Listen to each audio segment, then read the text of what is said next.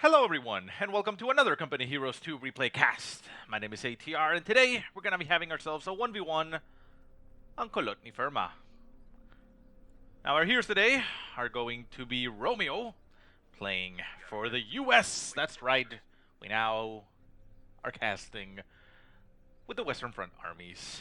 And his opponent, over there in the fog of war that I should just remove now, that I haven't been showing, is going to be none other than Cataclaw. Yes, Cataclaw, you've probably seen him. And he is going to be playing as the austere. So I guess I'm going to have to make a differentiation of who is playing what now with the new factions, right? So let's talk about a little bit about our players while the game gets underway. So Romeo, he is, well, at the time of casting this, he is currently ranked 74th for his US play on 1v1s. It's kind of a little bit more difficult now to tell considering all things. Ooh, interesting. He's laying down a fighting position up front. It's very cool. Wonder what he's going to do with that one. Is he going to put stuff in there, or is he going to make it an MG? Well, we'll see. Yeah, Romeo ranked 74th, so top 100 player here for the US faction. And Cataclaw is, well, just goddamn amazing. I mean, at the time of casting, I mean, it changes constantly, but at the time of casting this, I'm actually going to go through everything. His austere play that we're seeing right now, he's actually ranked 15th overall, so top 20. But his US is ranked 9th. His Ober Commandos is 6th. And his Soviet is 4. So, Jesus, come on, man. He's ridiculous. Top 10 in all the other factions and ranked 15th on the austere that he's playing right now. So anyways, down south we see an engagement. We have rear echelons and a rifle squads for Romeo engaging against Grens. Now, the way that this works, the Grens win at long range against rifles, and the rifles should win in any other range, as long as the engagement, obviously, started at the same time. If they, start at long range and have to close the distance over open terrain, they're probably going to lose that one. But we do see that Romeo has gotten himself 3 rifles and a rear echelon squad, which he starts with, obviously. And hey, that looks very familiar. He, kind of what it's considered standard as the opening, right? Getting 3 rifles and then going from there. So there goes the engagement. The rifle squads move out. They are much more potent than the conscripts as far as their, firepower goes. So that Grand Squad is taking quite a beating. The rifle squad itself did also take a beating himself. And we see, oh, that's why he got it. Very nice, very sneaky. So the rear echelon squad gets, it says right there, rear echelon troops will use rifle grenades when garrisoned inside. So he put it in here, and the rifle grenade went from over there. So that's a sneaky tactic. Very nice. I had not actually thought about that. Now he's upgrading it to have a 50 cal machine gun. Not exactly sure what angle it's going to be looking at, but yeah, I mean, essentially it's a bunker. You can put your guys in there, but yeah, the rear echelon squads get rifle grenades when you put them in there, so that's a very nice thing to keep in mind. As far as what Cataclaw is doing, he got himself tier 1 like you would usually expect, and getting himself 3 Grens and an MG42. The MG42 is now on the field, so they're... Ope? Yeah, that's what I tried to say up, but I guess it's Ope. Up there in the north and covering that munitions point. Back at the US base, I mean, yes, I've played US for a while now, and you maybe have seen the Becoming a Hero series, and, you're maybe familiar with it. But if not, well, the US is an interesting faction where it already has all its buildings in place, but you have to essentially unlock it like the... like kind of with the Brits, you get your lieutenant or your captain or a major, and that unlocks the next tier for you. So you can only get one of it. So we can see now that Romeo is getting himself that lieutenant. The lieutenant unlocks tier 1, which with tier 1 he's going to be able to get the utility car, the 50 cal machine gun, or the anti-air half-track. And the lieutenant is essentially a rifleman squad. It comes with bars, so it's a little bit stronger in, against infantry, and it has, pretty much the same abilities as the rifle squad. If it can, if it can do that. So anyways, the fighting position down south is in a very weird angle. So he mostly, I guess, put it in there to try and stop the cap if something runs through here. But unfortunately for Romeo, squads can just, cross through this. Oh, let me go over here. They can cross through this path right here. Yeah, and that'll allow them to get the flank. So yeah, it's unfortunate for him, but the thing will not be dying very soon. It's going to take a while. It's going to need some explosives or flamethrowers to do so. So the lieutenant pushes down south with the rifle squads, getting right on top of the Grens. They are taking quite a beating there on the closing in to the enemy, but once close, they are doing a lot of damage. That Gren squad is down to one man. Oh, a very nice rifle grenade there by Cataclaw. Eliminates the lieutenant. Look at all those bodies right next to that tractor. Everybody wanted to be a farmer, but apparently they're all now dead. Look at that. Oh my god, that's 1, 2, 3, 4, 5, 6, 7, 8, 9, 10, 11, 12, 13, 14 bodies next to a tractor. Man, that must have a Hemi. But anyways, so Cataclaw is forced to retreat there eventually with all his Grens, even though one was still at 4 men. But wow, that was a great engagement for him. Thankfully, though, the way that it's set up, you only need to get the lieutenant once to unlock the tier. And even if you lose it, you can already start building the other things. You can obviously replace them. It's not a one-time thing, but you don't need it. You don't need to have it in order to continue to produce. So the utility car, something you may have not seen on at least at my casts. It's very interesting. It's essentially a Greyhound, but it's a little bit weaker. It doesn't have that that cannon that the Greyhound had. But it is very good against infantry. It has the ability to get itself armored skirts, which this one already has. Pretty sure it already has it, right? Let me take a look at it. Yeah, I'm pretty sure it has it. Yeah, it covers the wheels, so yeah. Well, anyways. It's yeah, the armored skirts, just like the Greyhound used to have, and it can also lay down mines against vehicles, although the other ones weren't only against vehicles. But yeah, it's nice, and that's exactly what Romeo is doing. One thing that I don't like about the teching with the U.S., not that there's anything wrong there as far as overlay goes, is that because you have to essentially build your tech by getting yourself one of the special units, the captain, the lieutenant, and the major. It doesn't show up here. Let me let me do it over here. It doesn't show up here in your unit production, and that sucks. It doesn't allow you to easily see what's going on here. And for some reason this stopped. Oh, there you go. A little bit of stutter there. So rifle squad over here on the left-hand side, on the south, engaging those Grens. The Grens are taking quite a beating, as you can tell. Rifle squads are very adept at dealing with Grens on a one-on-one fight if they are not at maximum range. But with the MG42 behind them, Romeo is just taking quite a beating down to 2 men. He's going to lose the entire squad. There it goes. Big lapse in the concentration there. He was focused up in the top. There's a big engagement going on. We have the utility car taking a little bit of a beating there to the Panzer Grenadiers' Panzer Shreks. We also got guys in the top with a 50 cal machine gun there. And the Panzer Grenadiers move into range to try to get... Oh, wow, that was very nasty. To get in range of the utility car and try and take it out. Utility car manages to dodge one and is going to get right on top of the Panzer Grenadiers. If he can get right on top of them, it's going to push them. There he goes. If he pushes him out of the way, they're not going to be able to shoot. He may be able to get the kill on that Panzer Grenadier squad. Steals the Shrek with the rear echelon squad. Very nice. And the MG42 moves up to try to engage him. The utility car is trying to chase down the Panzer Grenadier. Is he going to go for it? Well, he shouldn't, because there's a scout car right in front of it. That utility car will probably lose against the scout car. The scout car is opening up. Not a lot of damage going down on the utility car as it manages to absorb most of that MG on top, but if it does get the autocannon, that scout car, or utility car I should say, is done for. Nice engagements up there. We still have rifle squad and a 50 cal machine gun up at the top. The 50 cal machine gun does do a lot of damage to light vehicles because, I mean, damn, it's a 50 cal machine gun. Very cool feature of the U.S. Army is that they can just simply pop out their crew and help repair the tank. Especially cool ability of the utility car is that the crew inside is actually equipped with a bazooka, so that's actually a bigger threat than the car itself to the scout car of the austere. So there you go. So utility car now at about half strength, moving around, still harassing. Got to keep its distance from those Grens. The rifle squad up in the north is forced to retreat. It was down to 1 man. The 50 cal machine gun is, however, able to stop the Grens from approaching, and there they go. Any additional tech being produced here? Yes, we see that Romeo is going straight for the major, back at base for Cataclaw. He has gotten himself, obviously, tier 2, as we can see. I'm not sure if he's going to go tier 3 or skipping, but, well, we'll figure that out in a little while. Doctrine has been selected for Romeo. He goes for the Airborne company and calls himself in a paratrooper squad. The paratrooper squad lands over here in the center. The utility car is down south, trying to chase down a Grenadier squad. Can it actually catch it? It doesn't try to, not immediately at least.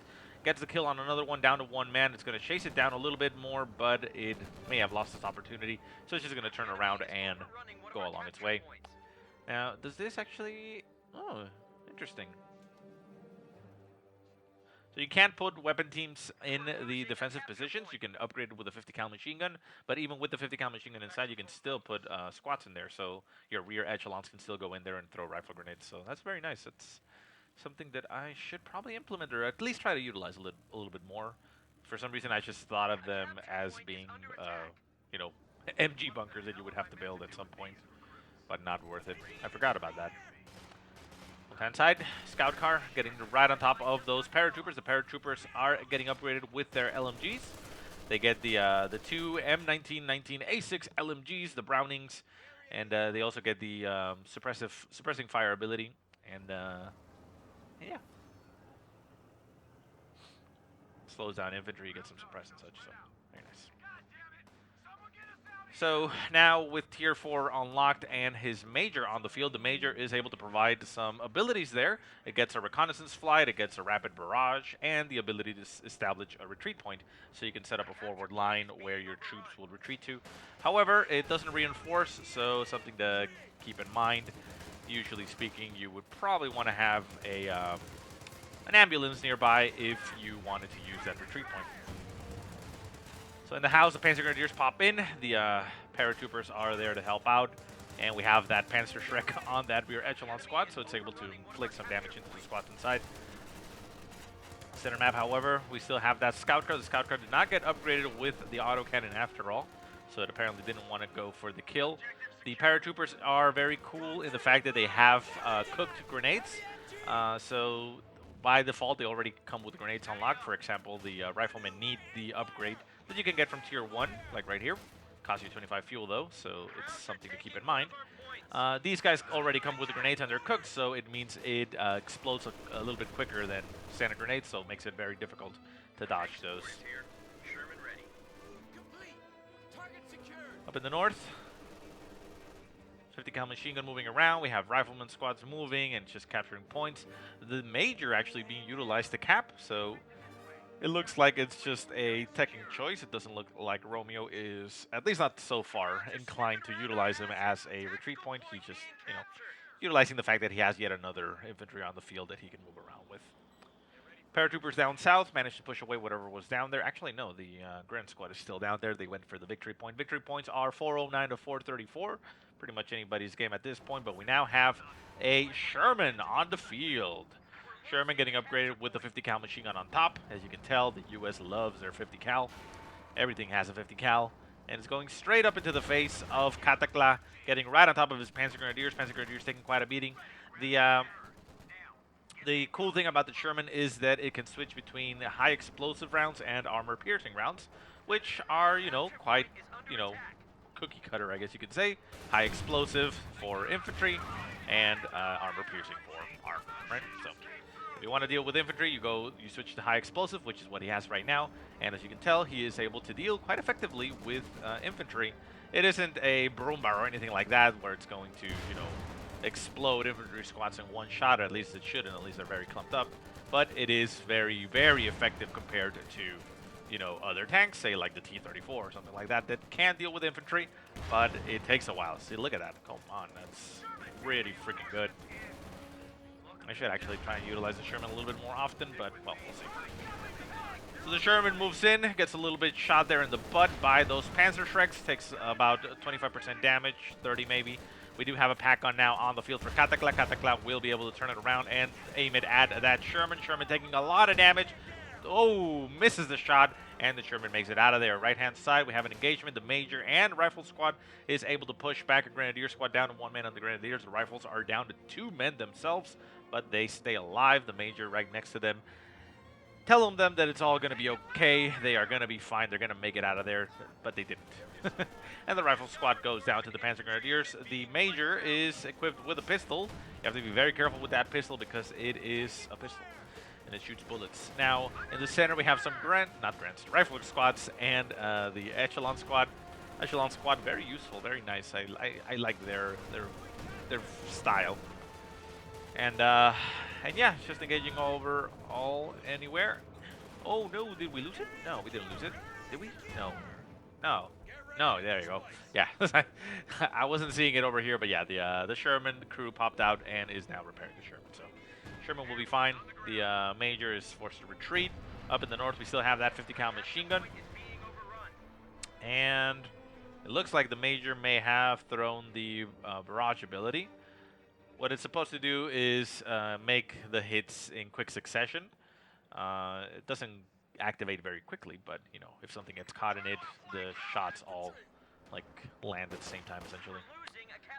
50 cal machine gun trying to make its way out, gets picked up there by that rifleman or whatever it was that was carrying it.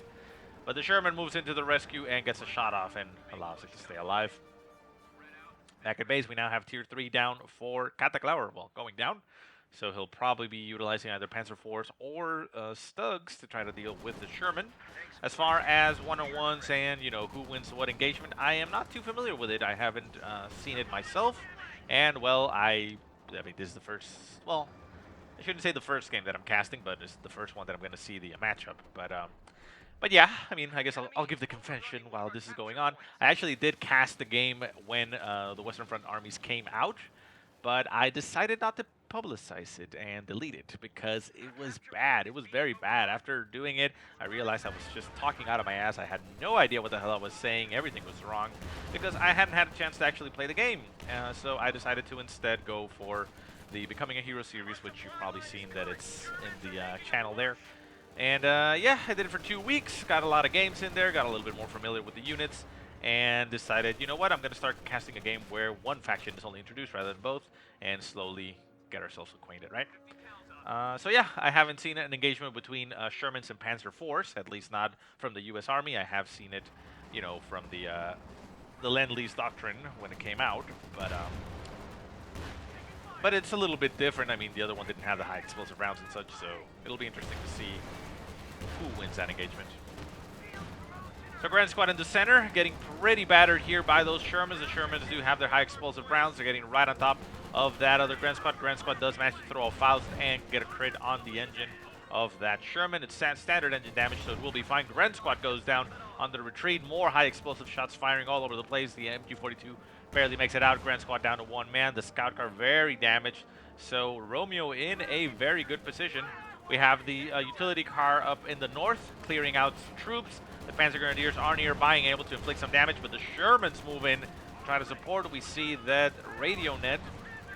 This unit is coordinated fighting with nearby allied armor, increasing their rate of fire and line of sight. Oh, interesting. Not exactly sure where that comes from.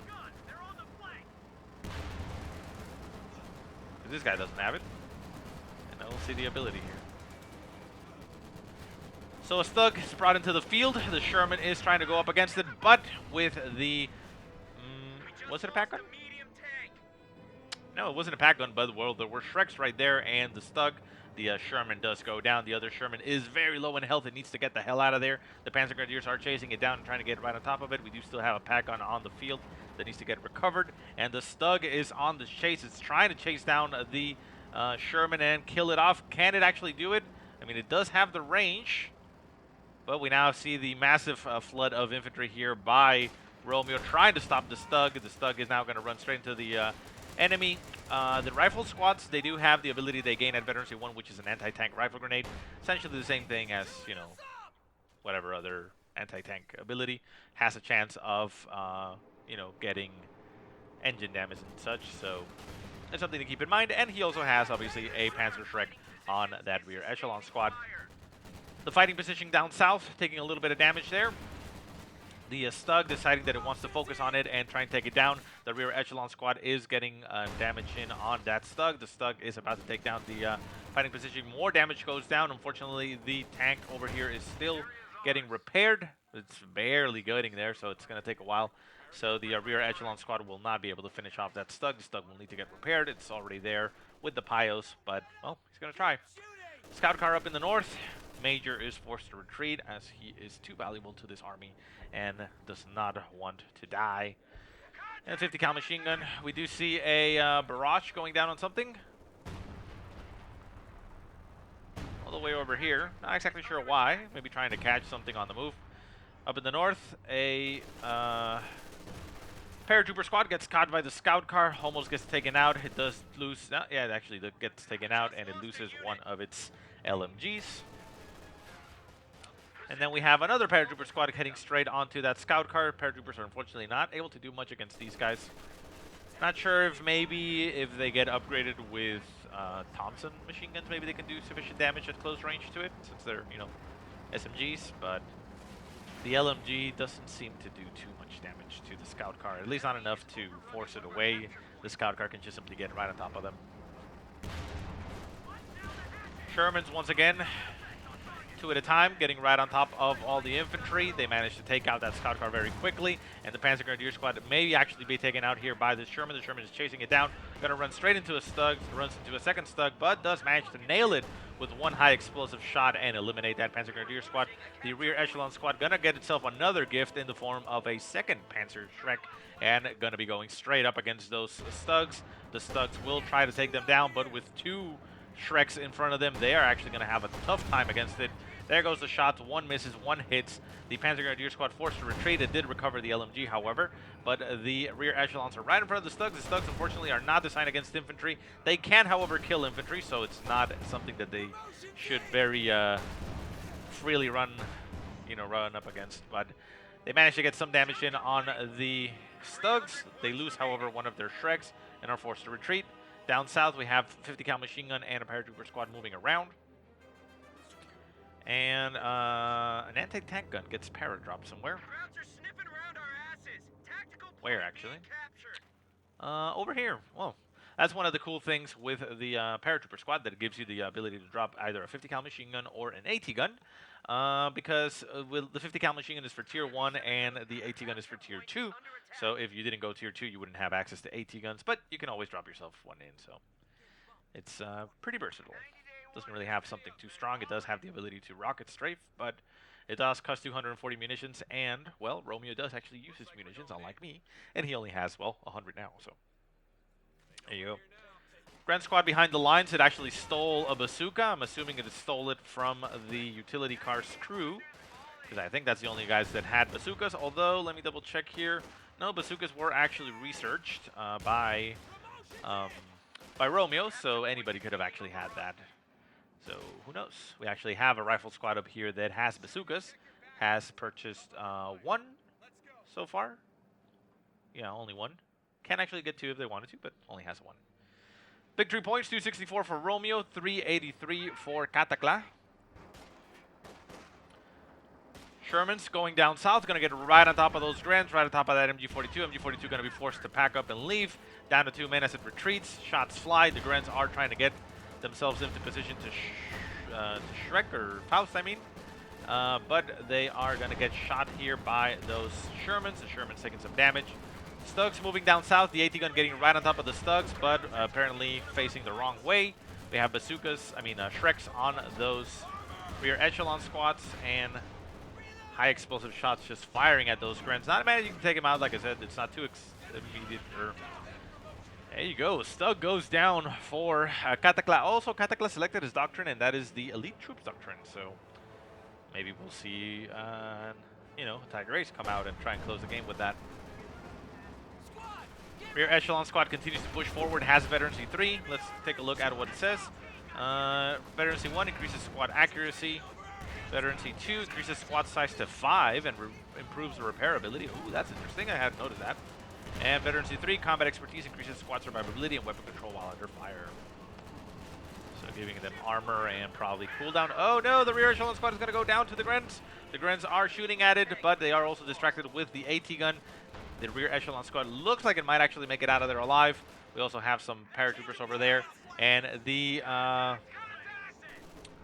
The Sherman is trying to get the kill on the Stug. However, the Stug manages to elude it by putting itself all the way up to the edge of the map, not allowing it to stay alive. But the AT gun goes too forward and ends up getting itself killed. The Major is nowhere to be seen. Could have thrown a barrage right on top of that to maybe deny it, but the Sherman will have to get itself out of there.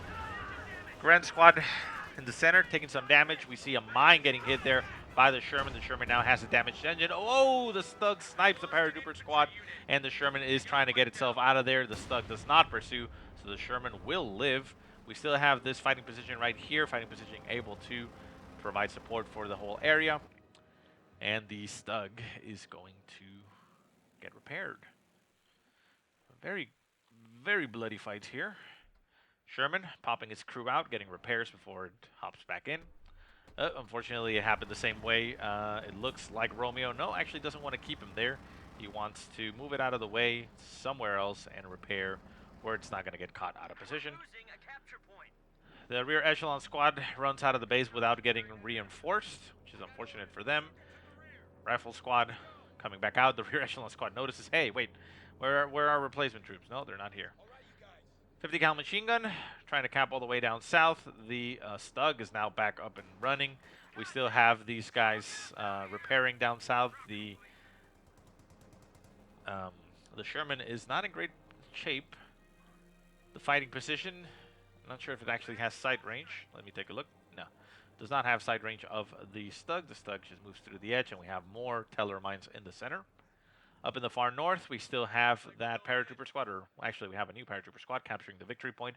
Victory points 240 for Romeo, 367 for Cataclaw.